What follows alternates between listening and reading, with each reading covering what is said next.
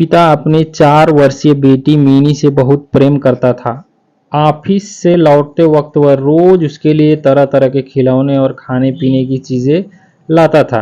बेटी भी अपने पिता से बहुत लगाव रखती थी और हमेशा अपनी तोतली आवाज में पापा पापा कहकर पुकारा करती थी।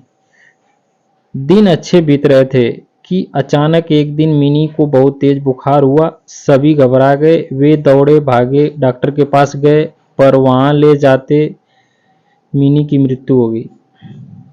परिवार पे तो मानो पहाड़ ही टूट पड़ा और पिता की तो हालत तो मृत व्यक्ति के समान हो गई। मिनी के जाने के हफ्तों बाद भी वे न किसी से बोलते न बातें करते, बस रोते रहते।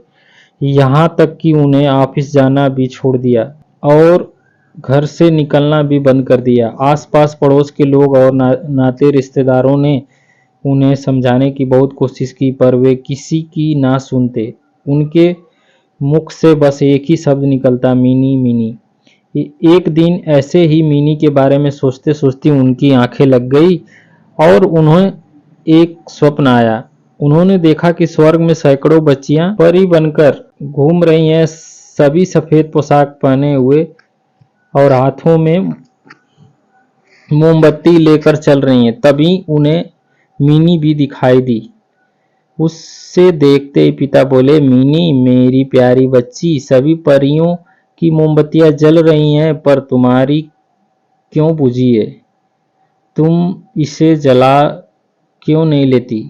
मिनी बोली, पापा मैं तो बार बार मोमबत्ती जलाती हूँ, पर आप इतना रोते हैं कि आपके आंसुओं से मेरी मोमबत्ती बुझ जाती है। ये सुनते ही पिता की नींद टूट गई और उन्हें अपनी गलती का एहसास हो गया। वे समझ गए कि उनके इस तरह दुखी रहने से उनकी बेटी भी खुश नहीं रह सकती और वह पुनः सामान्य जीवन की तरफ बढ़ने लगे।